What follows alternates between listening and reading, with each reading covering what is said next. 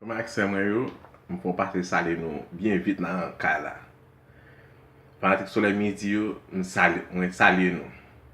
Yon bagay ki ta atiman pil jodi ya nan mesaj jodi ya. Moun ki te preche jodi nan degizman le Pastor Carlos. Ba sa ta atiman pil, mwen te di benediksyon.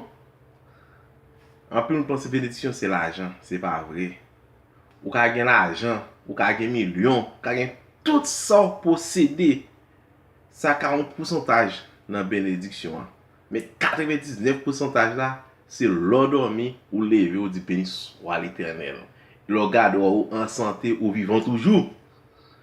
Ou ne ka président États-Unis ou président Haïti, non seconde là, ou malade, docteur ou pas vivre longtemps, tout ça ou parti. Bel ka l'argent, million, tout aller. Fly, ou pas songer rien.